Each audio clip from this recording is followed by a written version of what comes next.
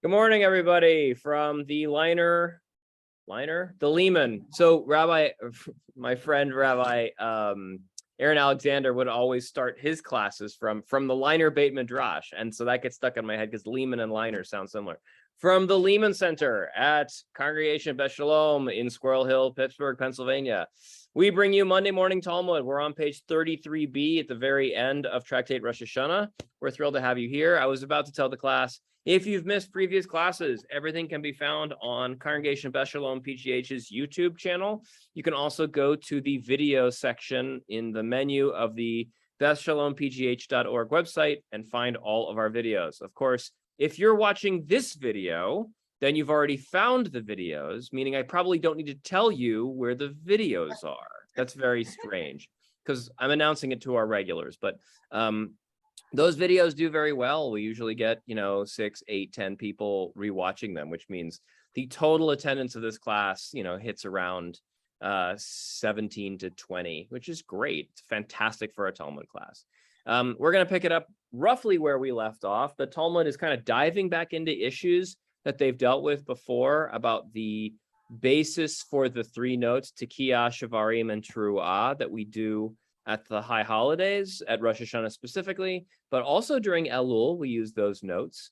And then I'm doing, of course, what the Talmud likes to do, which is ask the question, why do we do this? One of the wonderful things about being a modern is we know where the Talmud ends up with these things. We know how we do these things, but you've probably never wondered, or maybe you have and you've never learned, why is there a Tekiah, a Shavarim, and a Teruah? Why are they done in the certain order that they're done? Why are the sets the way they are? And so today, hopefully, we'll get to some of that. But first, the rabbis are going to dive into simpler and more ridiculous kind of matters at some point. And hopefully, we'll get to this thing that I'm pulling up on my phone that I have to send to my computer. Makes that little sound. That means that it is live and online, and I just have to click the open button, and then we're going to get going. All right, with that, I didn't recolor it, so it's going to be funky looking. I'm going to share a screen with you all, and we will get moving on our text for today. So we pick it up roughly where we left off. We're just going to go back a little bit so that we have a little bit of context. The rabbis were debating about the use of shofar, which the verse in the Torah very clearly establishes as something that is done for the Jubilee year. But we're not entirely sure that the rabbis have said, hey, blow the shofar at Rosh Hashanah. Now, the interesting thing is the other name of Rosh Hashanah that we talked about last time is that it is Yom Teruah. So to some degree, they established that you do a Teruah on Rosh Hashanah. And they established that you blow a shofar for the Yovel year, the Yovel being the 50th Jubilee year when debts are remitted and property remits also to its original familial owners. But they don't draw the two together. Now, one might argue or say, that's ridiculous. What else will we blow for Rosh Hashanah? And of course, those of you who've been taking this class for a while know that they blew horns. They blew trumpets. And the other thing is the shofar is specifically, as we all know from learning in this class, is a ram's horn. But the rabbis about 8 pages ago on Rosh Hashanah 27, because I just looked this up, also had a long argument about whether a cow horn was okay. And a cow horn in Hebrew is called a keren, whereas a ram's horn is called a shofar. So one might say, Yom Teruah, grab your cow's horn and blow it then. We only use the ram's horn for Yovel, for Jubilee. So the rabbis here are going to do all of their Talmudic reductionism in order to get back to where we're at. With that, we're going to have Paula read the English on verse 12, if Paula is okay with that. And I will read the Hebrew. Ein li ele b'Yovel, b'Rosh Hashanah minayin, Talmud lomar b'chodesh hashvi'i, she'ein Talmud lomar b'chodesh hashvi'i, u'ma Talmud lomar b'chodesh hashvi'i, Jiyu kol truot shel chodesh shvi'i ze ka ze. From this I have derived the halacha only with regard to Yom Kippur of the Jubilee year. From where do I derive the sound of reading Rosh Hashanah must also be with the shofar? The verse states, of the seventh month, since there is no need for the verse to state of the seventh month, as it already states on the Day of Atonement. What is the meaning when the verse states of the seventh month? This comes to teach that all the obligatory sounds of the seventh month must be similar to one another. Okay, so I didn't really nail this last time, which is possibly why I'm going back over it, but I'm also kind of like reiterating some things that we did cover last time, which is I was pointing out last time, somewhat erroneously, but not entirely, that we have a reference to the seventh month for the Jubilee, but we don't entirely know that the seventh month means that we should blow on the 10th of the month, which wasn't entirely correct. There is, as I mentioned, beginning at this a few sentences ago, there is basis for blowing on the first day of the month of Tishrei. It's just unclear what we blow. I think trumpets was one that we did talk about last time, but I don't think I had thought, because I hadn't gone back to check page 27, because why would I, that you could blow a keren, that you could blow a cow's horn, right? So the rabbis are making this argument here that all the blowings of Tishrei are the same, and they base it on the words B'chodesh Hashvi'i. Now remember, that's it feels like distant logic for us, but remember that, and this is kind of important because the rest of the page is going to be doing a lot of these kind of linguistic tricks. Talmudic logic is not the same as logic, right?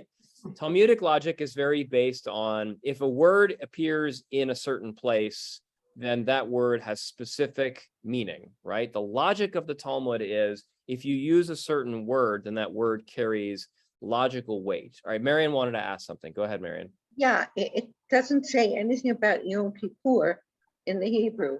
Did I miss something? That's right. The Talmud is assuming that you know this verse by heart. But if we went to the verse and we clicked on it, I think we should be allowed to click on it, or it'll appear above. There it is. It's the line before, right? Then you shall make proclamation with the blast of the shofar on the 10th day of the 7th month. On the Day of Atonement, you shall make proclamation with the shofar throughout your land. So the words, Vahavarta shofar truah only appears in conjunction with Yom Kippur. There is no, and this is again being very persnickety. This we did cover last time. The word shofar and the words Rosh Hashanah never appear together. So the question then becomes, where do we get that you also blow shofar on Rosh Hashanah? By the way, I'm going to note, that's silly, right? You would think logically, if it says you blow a shofar on Yom Kippur, which by the way follows 10 days after Rosh Hashanah, then obviously you blow the same darn instrument 10 days earlier on Rosh Hashanah. The rabbis here are saying like, not so fast. Just because we do it on this day doesn't mean we do it on that day, right? Yeah, okay. This is where you insert your jazz flute solo, right? No, I'm just kidding. Where did I see the jazz flute solo that popped up the other day? Oh, I was teaching JJEP, our religious school, and I was teaching on Rashi, and there's a great song by the terrible band Schlock Rock. They're a cheesy kind of Weird Al Yankovic Jewish band, and 30 years ago they came up with a song called Everyone Knows It's Rashi, and I showed it to the kids because I thought, hey, Rashi and music, and it'll be fun. And it's a 2-minute song with a 30-second flute solo. And I'm like, oh my God, what are you doing? Nothing against you who play the flute, but like, this is quote unquote a rock band. No rock band has a flute solo in the middle. Anyways, I digress. Let's keep going. The kids. Except Jethro Tull. Jethro Tull also, very well done. The kids sat dumbfounded, wondering what the hell was going through my head, I think. Sometimes I think something's a good idea in the classroom, and then I think like, I am 46 years old. Clearly, I do not know what is good in the classroom anymore. All right. Ellie Sheva, you're going to read this in the English. It's going to continue to get trickier as we delve into logic. So if you love Talmudic logic, then today is your day, baby. If you are really here for the stories or for other stuff, today is probably not going to be the world's most fun day. You can click the fast forward button on the recording on YouTube. All right, with that, Elisheva, you're up. Uminayin shepshuta lefaneha, Talmud lomar, v'ha'avarta shofar truah, uminayin shepshuta la'acharecha, Talmud lomar, ta'aviru shofar. This verse states the blast, teruah, of the shofar, indicating that one must sound a teruah. The Gemara asks, and from where is it derived that the teruah sound is preceded by a straight blast, that is, a tekiah? The verse states, then you shall make a proclamation with the blast of the shofar, shofar teruah, indicating that the teruah must be preceded by the basic sound of a shofar, that is, by the straight blast of a tekiah. And from where is it derived that the teruah sound is followed by a straight blast? The same verse states, again, you shall make proclamation with the shofar, which indicates that there must be another tekiah after the teruah. Great. All right, we're going to click that just so you can read the whole verse all at once, right? The entire verse says, V'havarta shofar, truah, b'chodesh hashvi'i, b'sol l'chodesh, yom ha'kippurim, ta'viru shofar, b'kol artzechem. So if you've ever wondered, why is it tekiah, teruah, tekiah? The answer is shofar, teruah, b'chodesh hashvi'i, b'eser l'chodesh, yom ha'kippurim, ta'viru shofar, which is tekiah, right? So that's the basis. Now, again, one could make the argument that this is silly, right? That this is like unnecessary, but they're trying to derive a specific principle. Now, one who is of the academic-minded scholarship of Talmud could argue that this is what is called ex post facto logic, right? The Talmud is deriving the principles of how we blow the shofar from verses, but it's entirely possible, right, that the rabbis had received when they showed up, when they were, like when you're a young buck of a rabbi and you pop out of Rebbe Eliezer's rabbinical school at the bright young age of 19 back then, probably might have even been like 17 or 16. And you show up at the Beit HaMikdash, and the Kohen or whoever is in charge, probably the Levite, blows the shofar on Rosh Hashanah, and you see tekiah, teruah, tekiah as your set. And you go, oh, that's what we do. Okay. So the rabbis later, after the destruction of the temple, are then writing down the basis for why we do this. And like, well, clearly it's from the Torah. That would be an argument that I believe an academic might make. Other folks would say, no, the oral law was handed down to Moses at Sinai from God, and therefore this law and this logic of the verses was also handed down from Sinai. So your mileage may vary, in one of my favorite phrases. All right, let's keep going. There's some stuff in the chat, so I want to double check and see. Olivia is complaining about Jethro Tull and Lizzo. I'm with you. That's good. Elanite says that's what I was about to ask, and I think it was about the word the word pshat as simple versus straight. I was just, as I was typing in to ask about, do we think that they already had a tradition of these were the shofar blows, and that's when he started talking about it. Yeah, I think it's interesting. I think Olivia brings up that's your question was my long academic question, which was a difficult one. It's a great question that we'll never know the answer to. Although it'd be great for your PhD someday, Eleni. So the question, of course, that Olivia throws in is on the word pshat. Uminayin she pshuta lefanecha, which is, it's interesting. I bet you that Rashi comments on the word pshuta. They say here that it's a straight blast. And Olivia, I think you're right to say it's a simple blast, but whatever we're calling it, we're calling the tekiah a pshuta, right? The simple blast, the straight blast, the one note blast is referred to here as a pshuta. All right, Judy, go ahead, ask your question. Makes sense. You got to unmute again, Judy.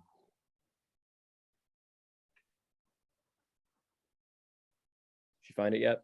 Oh, now she's frozen. Okay. She's stuck on her balcony. She's frozen and she's silent. I'm a little worried. She'll be okay. All right.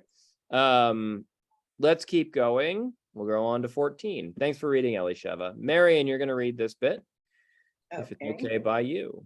Ve'ein li ela beyovel b'Rosh Hashanah minayin Talmud lamar b'chodesh hashvi'i. The Baraita continues. From this, I have derived the halacha only that these tekiah blasts before and after the Teruah must be sounded on Yom Kippur of the Jubilee year. From where do I derive that they must be sounded on Rosh Hashanah as well? The verse states, of the 7th month. Great. So if you were worried that we have drawn, this only applies in regards to the Jubilee year, because the Trua that's being talked about in that verse on Yom Kippur is talking about Yom Kippur, and then the verse before it in Leviticus refers to the Jubilee year. The question then becomes, how do we get to Rosh Hashanah? The answer is of the 7th month. And so what they're going to be doing now is saying, well, all the blowings of the 7th month are done with the ram's horn, and they're all done tekiah, teruah, tekiah. So we're going to, if you're not fully sure about how they get to and what's going on with the use of B'chodesh Hashvi'i, they're going to play with that for about half a page now. All right, Rabbi Judy, you're back. Yeah, I'm sorry. No, you're good. I'm on my balcony, but I'm not dangling from the roof. I'm sorry. I just, something happened to the screen, which is undoubtedly my doing. Not yours. I'm just curious, in the culture, I'm not talking about Talmudic times now. I'm talking about even previous to Talmudic times. Did the general Mideast culture have these kind of ram's horns? I'm sure they did. And did they has anybody done anthropological studies to show that that was part of the Middle East culture, to blow the ram's horn at important times? So it's a great question. So we know the shofar is for that. We think the shofar was used at Rosh Hashanah because of Yom Teruah. We know it was used at Yom Kippur because we just read that it's used at Yom Kippur. We know it's used at the Battle of Jericho, at least according to the verse, because it mentions it. And we know that it is referenced, because we also looked at this verse, in regard to Mount Sinai. Although we don't know whether the shofar was blown at Mount Sinai or whether the sound that was, the sound of all the smoke and the fire and the noise at Sinai was the sound of a shofar. One could very easily say like, like a Boeing 747 flew over my head at like 500 feet and it was as noisy as a shofar or as noisy as a trumpet, right? That could be the analogy. I don't necessarily picture God's self blowing the shofar at Mount Sinai to announce the coming of. But anyways, that's Middle Eastern culture. That's Judean Israelite culture. I don't really know beyond that. I've never in my studies come across any parallel reference in Egyptian culture to a shofar. That may have more to do with with whether that was a shepherding culture. What about the Canaanite culture? That's a great question that I don't have an answer. I wasn't even thinking about the Egyptian culture. Yeah. But maybe the Canaanite culture. So we don't know the answer to that. I don't. That would be great. We didn't cover Canaanite archaeology in rabbinical school. We covered a lot of things, but not that. Unfortunately.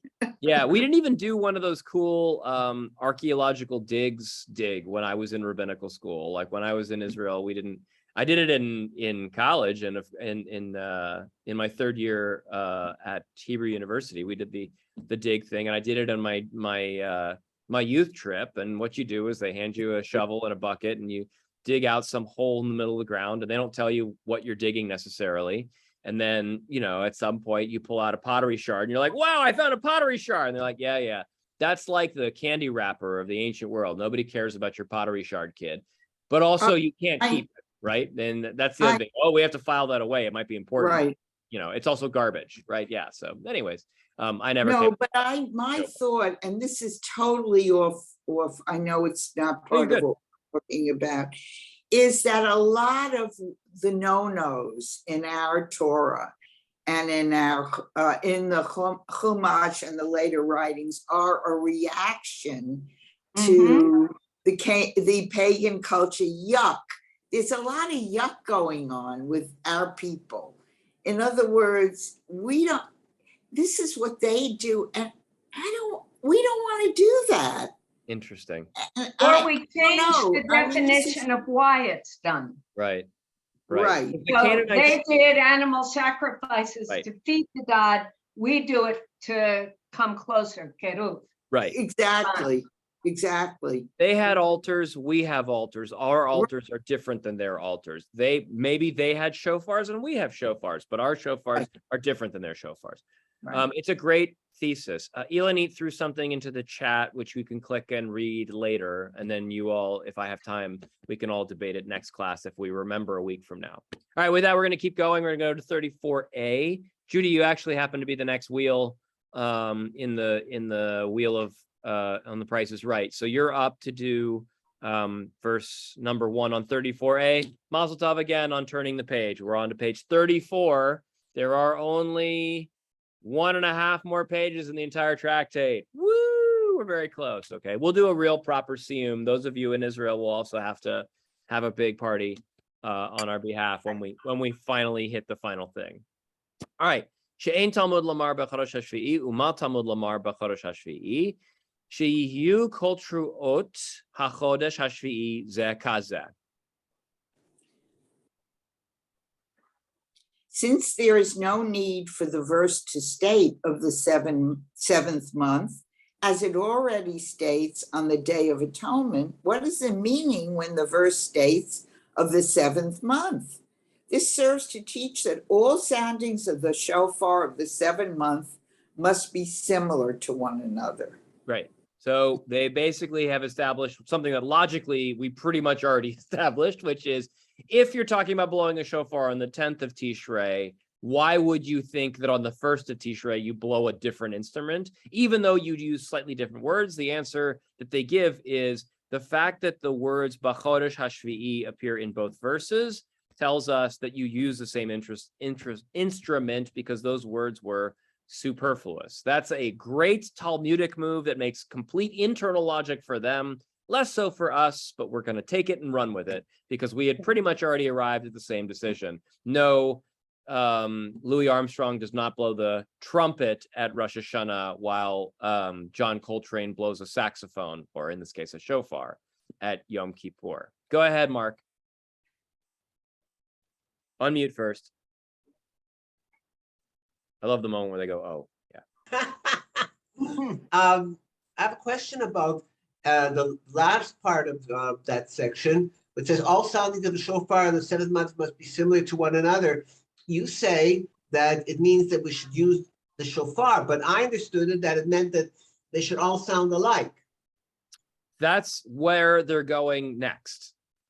That's where they're going next. Oh, you're right.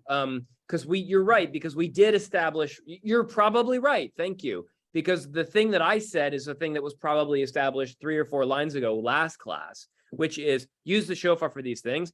Now you're right. You're right. Which is the order of things we do on Rosh Hashanah and Yom Kippur should probably also be similar. The only reason that that's a little weird is we don't really do a big blowing on Yom Kippur in these sets of any way, shape, or form today, right? We don't do tekiah, shvarim, trua, tekiah, trua, tekiah, shvarim, trua, tekiah. We just do tekiah gedolah. So, Mark, you might be right that the notes that we play are the same. The only thing is, practically today, we don't blow the same notes on Yom Kippur. We only blow these notes. We only blow tekiah gedolah on Yom Kippur. On Rosh Hashanah, we blow the sets the way it was described above. So you have raised an interesting question that I'm not entirely sure I can answer.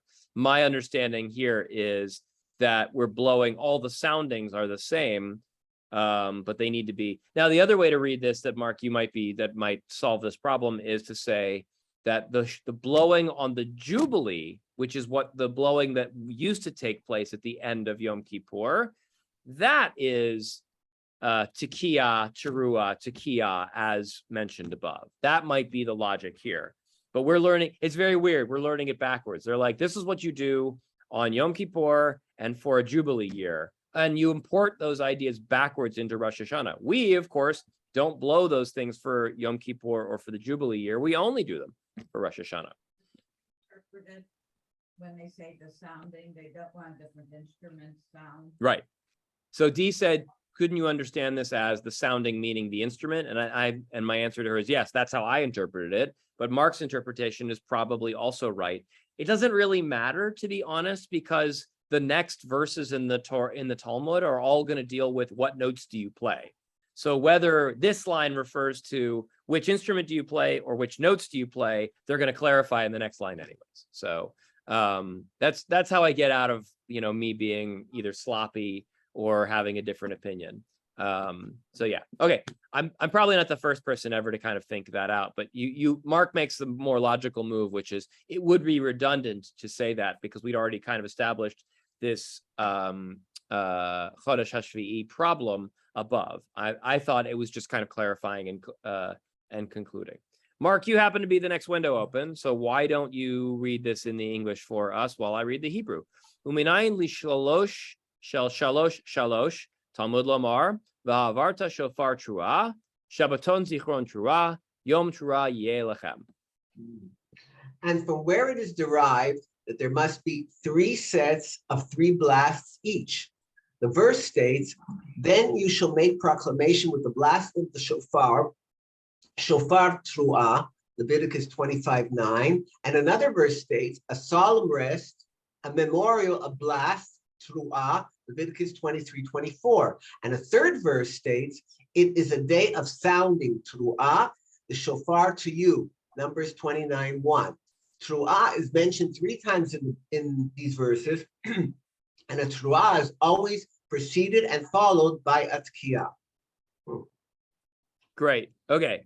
So why are there 3 sets of 3? Why is it Tekiah, Teruah, Tekiah, Tekiah, Teruah, Tekiah, Tekiah, Teruah, Tekiah? And the answer is the word Truah appears in the Torah, in the Chumash, 3 times. Now, I would like to test this thesis, right?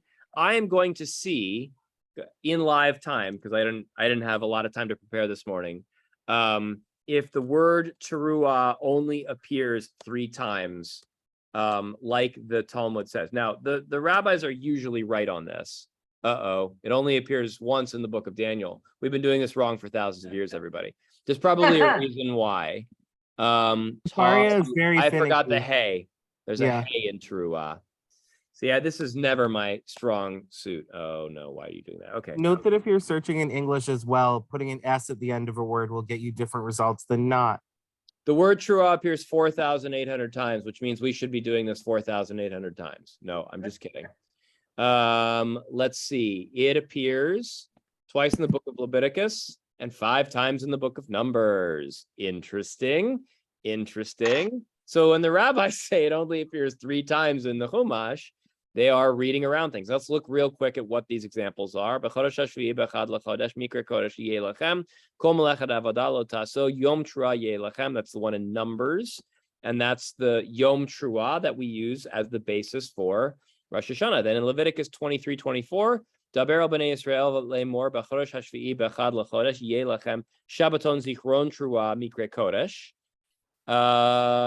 Numbers 23, Yom Hebit Avon b'Yakov v'lo ra'a amal b'Yisrael Adonai Elohav imo utruat melech bo.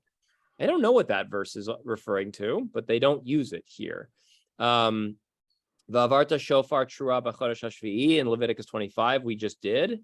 Numbers 31, v'shalach otam Moshe elef lamate letzava otam et Pinchas ben Elazar hakohen letzava ukli hakodesh vechatzatzrot hatruah beyado, and the trumpets of truah were in his hand. We're talking about, let's take a look at this. Moses dispatched them on campaign, 1,000 from each tribe, to go to war against the Midianites in Numbers 31. And the word truah is used here, but they use it as, at least it's translated here, as a truah for a trumpet and not a truah for a shofar. So maybe that's how the rabbis get around it.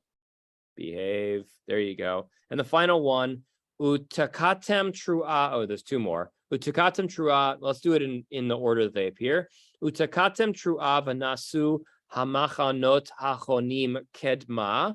Utkatem truah shenit v'nasu hamechunot hachonim temana truah yitka'u lamasehen. Okay, so if we look at this, and I think you probably knew this, this is from the order at which everyone shall depart when the tribes get up to relocate during the 40 years of wandering in the desert, right?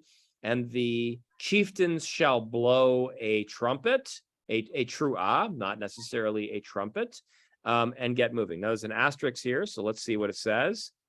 Meaning of Hebrew truah, uncertain. Thanks, Jewish Publication Society. You really have come through in the pinch. Meaning of Hebrew uncertain.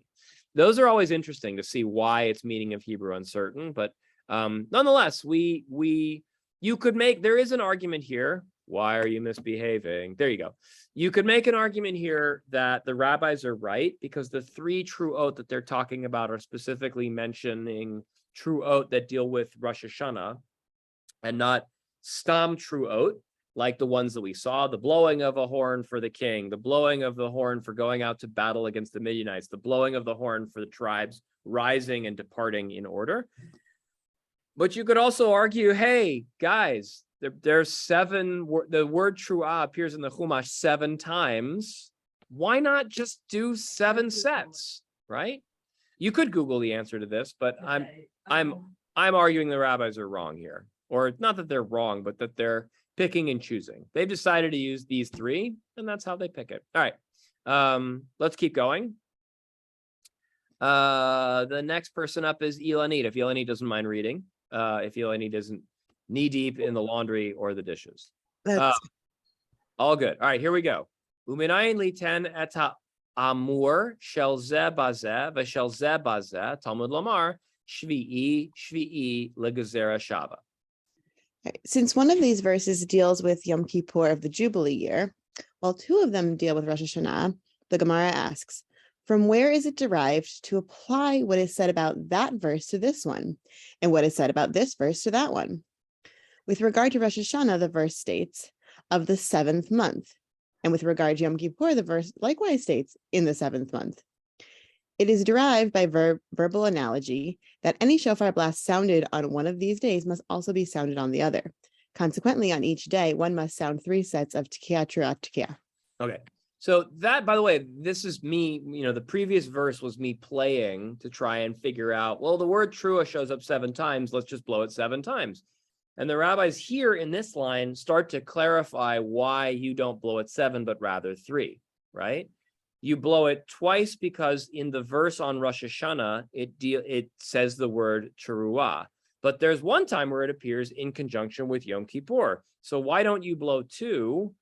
Why do you blow 3? The answer is an exegetical principle, okay? And it happens to be the top of our list. So Rabbi Yishmael, if you're in synagogue in the morning early enough, and they get to the study texts, there are a number of study texts in the Sim Shalom that you can choose from. The last of which is the one that actually in an Orthodox prayer book is the only one, is the 13 exegetical principles of Rabbi Yishmael, right? And number 1, top of the list with a bullet, is the Gezerah Shava. And that's because the Gezerah Shava is the strongest exegetical principle known to man, right? It's like the diamond of exegetical principles. I don't even know what I'm talking about at this point. And by that, I mean, it is fairly unbreakable. Meaning, if you have the word shvi'i in both verses, which also use the word truah, then God intentionally threw that word in there to tell you that you do those three all together, right? It is a very strong exegetical principle. Now, again, this is a type of logic that we Westerners don't fully understand because it's Talmudic logic and not, kind of Western logic. But it is a very strong idea. The word is used, and therefore it gives a direct link at this point and tells us that you blow truah, 3 sets of truot. Okay, let's keep going because we're going to try and slug up this principle. We're going to attack this strong statement and see if we can't pull it apart. With that, Olivia, do you mind reading in the English for line 4? Ha ketzad shalosh shehen Tesha, shiur tekiah ketrua, v'shiur teruah kishlosha shivarim. How so? Does one actually perform the sounding of the shofar? One sounds 3 sets of 3 blasts each, which together are 9 separate blasts. The length of a tekiah is equal to the length of a teruah, and the length of a teruah is equal to the length of 3 shivarim. Okay, well done. So tekiah, like 9, and the length of that, the number of bars you blow for are the same as for a teruah, or for a tekiah. All of that is stuff that we actually already knew from above, but here we're kind of getting a clarification, at least, that the truah is 3 sets of this note of 9, right? So it's tekiah, teruah, tekiah, and you do 3 of those sets, okay?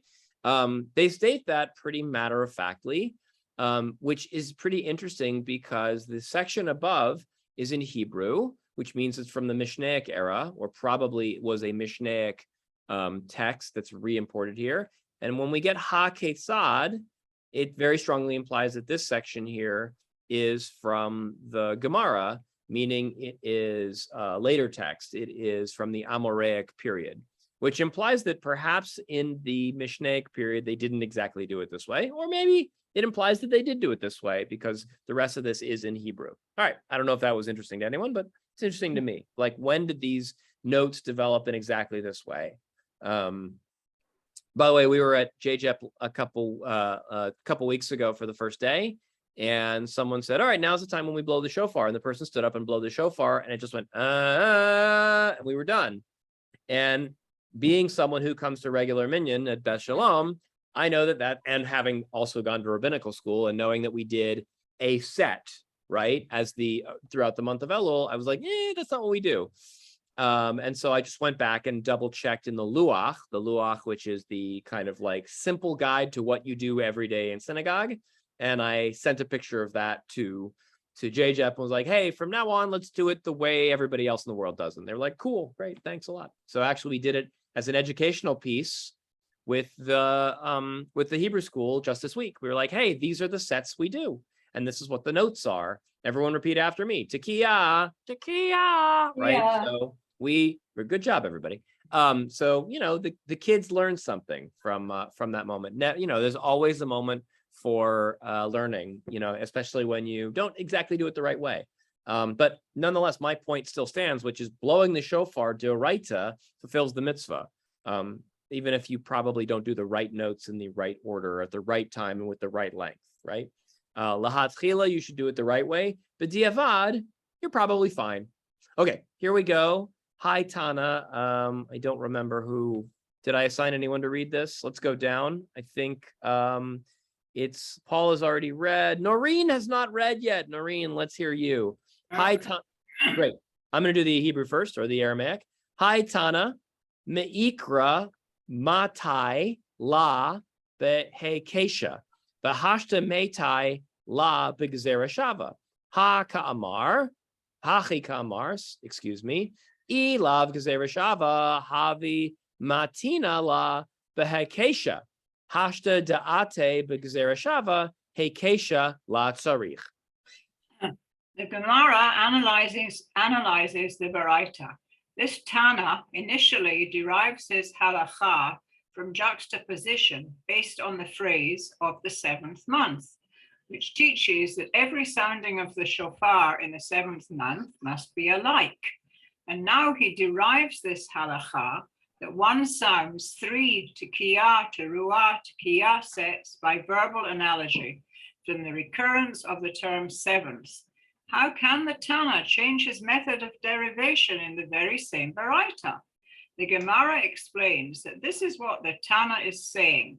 If there were no verbal analogy, I would have derived this halacha by juxtaposition. Now that it is derived through a verbal analogy, the juxtaposition is not necessary. Okay. And This I is- have to go. I'm sorry, I'm being Bye, picked Noreen. up. Thanks Go for to being book here. club. Bye. This is a level of serious nerdery, which only the most meticulous and interested, and also I would say advanced Talmud students would really be interested in. Because, and this is, by the way, the reason why I spent some time this morning breaking down why a Gezerah Shava is the heavyweight champion, the diamond of all exegetical principles. Because what they do here, which is a little odd, is they bring up the Tana originally derives this from a hekesh, or a hekesha, as they say in Aramaic.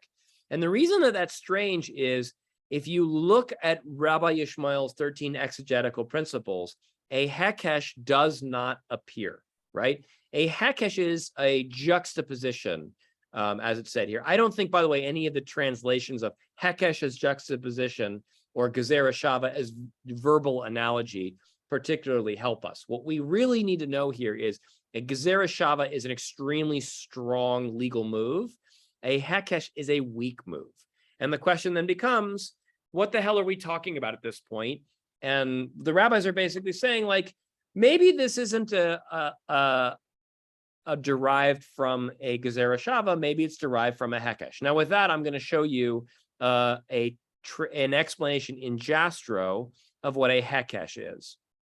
So now you should be seeing on screen this little text here, image 7035 HEIC. And I will read it for you. We're in the middle. Hekesh, Hekesh, Hekesh, Hekesh. So it's spelled variant ways with one yud, two yuds, or the yud at the back instead. All right. Clapping together, comparing correspondence. Hekesh. The analogy between two laws which rest on a biblical intimation or on a principle common to both. And then it quotes a midrash on Psachim, I think. He derived the law that the Passover sacrifice supersedes the Sabbath by drawing an analogy, by doing a hekesh as the daily offering is brought. So on. So basically, what it says is it's a comparing of two laws, which is a biblical intimation, but already that kind of implies that it's not as strong as it otherwise would have said. That if you could derive it from a Gezerah Shava, you should derive it from a Gezerah Shava. And that is ultimately what the rabbis kind of come up with. They say here, this is what the Tana is saying. If there were no verbal analogy, if I didn't have a Gezerah Shava, I still could have gotten there by a hekesh, but I happen to have a Gezerah Shava, so now I don't need the hekesh. I mean, I don't know. I find that a little, I think that what's really going on here is the rabbis are at the beginning of this verse in the Gemara debating whether this is a hekesh or a Gezerah Shava. And ultimately they decide if it wasn't a hekesh, I would have it as a Gezerah Shava, which is a way of saying it's not a hekesh, which is, I think, also an argument, which is to say, like, you know, like they could have decided this was a hekesh, but they don't. All right. With that, we'll keep moving.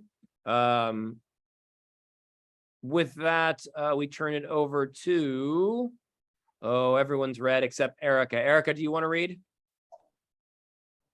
Sure. Great. All right. This is a longer piece, but hopefully it will make some sense. Tekiah beef. Oh, I got to go up a little higher. It's a long section, so got to pull it out. So hopefully you can see all the way down to the bottom.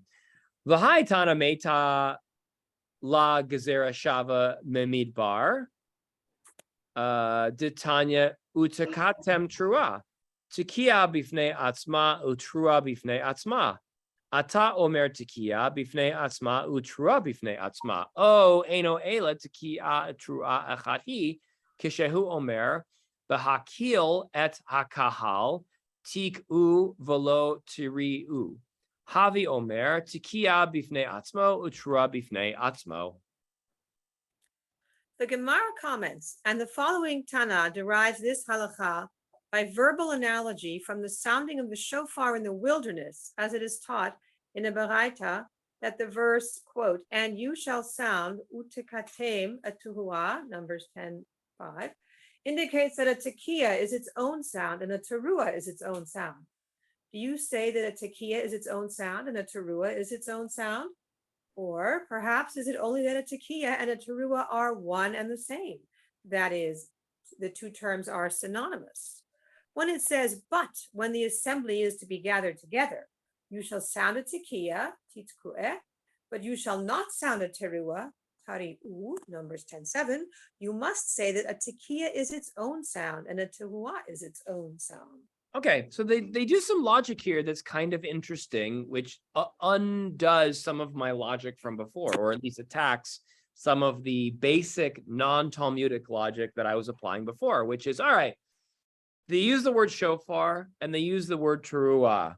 Clearly, Rabbi Goodman says, they are being used interchangeably, right? A shofar is a thing that you use to blow a teruah, and therefore it's always the same instrument. And parenthetically, one might argue that the word shofar refers to the instrument, the word tekiah refers to the note, right? That the two are interchangeable. However, the rabbis here then argue that it is not interchangeable.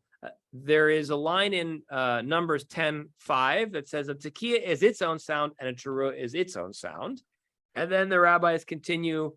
One might say, well, that's not really necessarily true. A tekiah and a teruah are just, two kinds of the same thing. You tekatem a teruah, right? You blast a note, might be a translation directly into English, but that doesn't imply that the word for blast and the word for note mean that they are different sounding things. Then the Talmud says, when it says, but the assembly is to be gathered together, tik'u velo tariu, right? Do a tekiah, don't do a teruah. You shall sound a tekiah, but you shall not sound a teruah.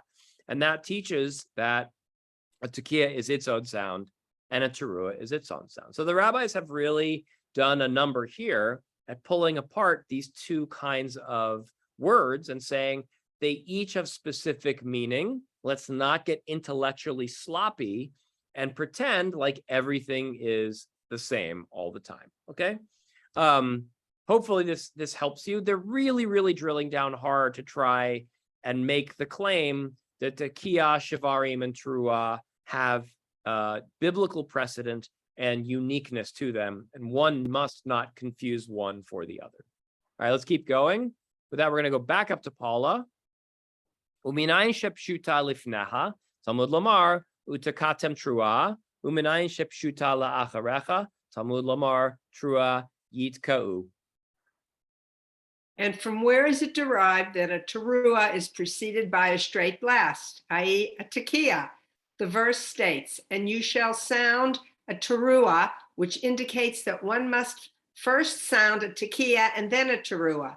And from where is it derived that a teruah is followed by a straight blast? The verse states, a teruah you shall sound. First a teruah, then a tekiah. Okay, funnily enough, they use the two verses that we mentioned before as, hey, these are two other verses that don't count into the three.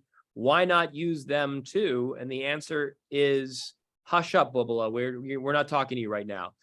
Actually, the answer that they really give is the words Chodesh HaShvi'i appear in those three verses together.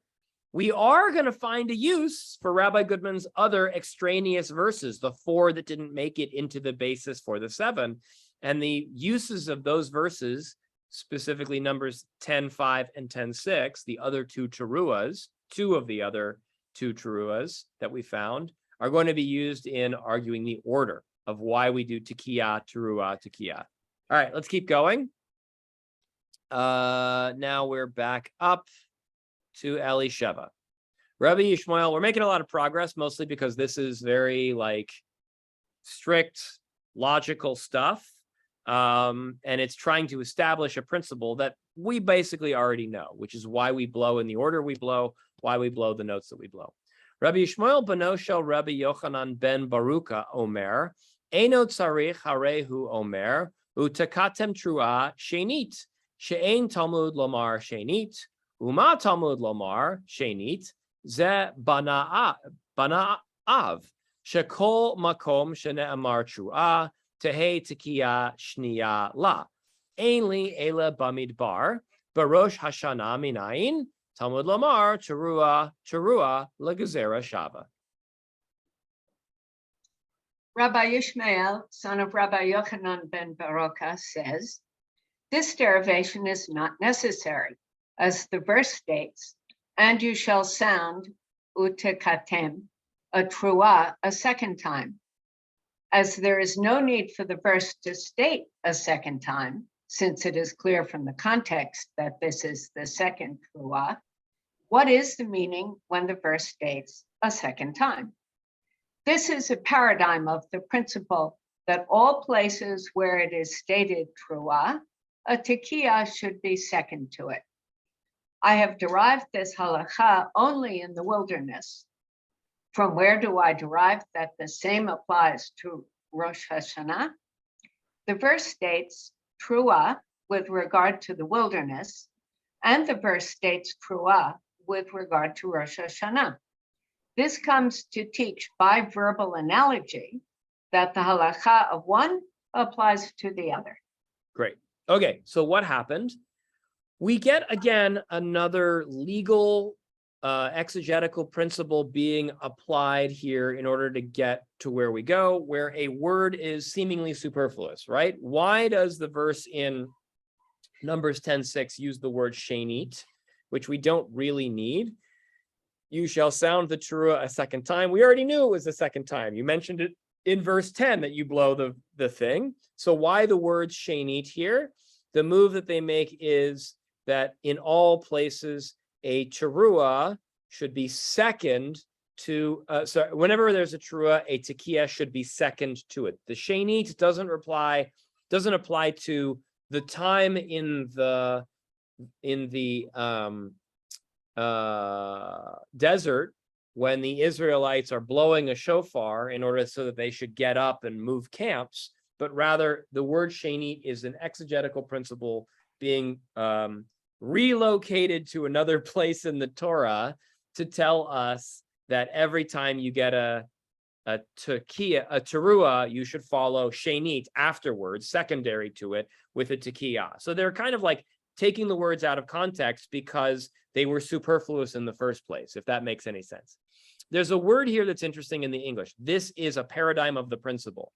That's weird because they're trying to express something very quickly. That's again a exegetical principle, one of the 13 of Rabbi Yishmael. It says Ze bana av. So a binyan av is a lower exegetical principle. It falls on the list of 13 somewhere around like 4 or 5 or 6 or something like that. I don't remember exactly. And they're making the argument that this shenit is a binyan av. Right? It's another exegetical principled move that helps us to establish the order of tekiah, terua, tekiah. Okay. And then, of course, they do the same thing they did up above, which is at the back end, they debate whether the binyan av was necessary or whether we're going to use gezerah shava. And the answer that they come up with is terua appears in both verses. We don't need to worry about shenit, and therefore the gezerah shava is being used in reality. I'm not sure if they're arguing that the gezerah shava is the real meat of this argument, the heavy lifter, or whether they're saying this is both the gezerah shava and a binyan av, as opposed to what we had above, which was possibly a gezerah shava and a hekesh. I'm not sure how they're using it here. Nonetheless, what they've established is there's a lot of legal, exegetical, Talmudic reasoning, which allows for us to say tekiah, terua, tekiah. So if you go to synagogue this year and someone says, hey, Why do we do tekiah, teruah, tekiah? The answer is, trust me, we've studied this very carefully, and the rabbis are very clear that it is absolutely certain that you do tekiah, teruah, tekiah. They've got exegetical principles coming out the wazoo to back themselves up, right? There's no arguing this. Can't be debated. And if they say they don't really understand how the legal principles work this way, then you say, all right, you need to take Rabbi Goodman's Talmud class on Mondays, because then you'll understand all these things. All right, Eleni, go ahead.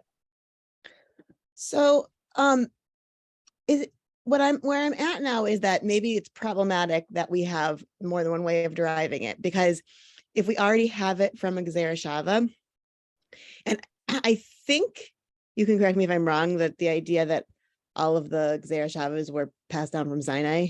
So I don't know if that's true, but if that's not something that a rabbi could just like do on their own, it's only like has to be like the ones that are like officially sanctioned, but I could be wrong.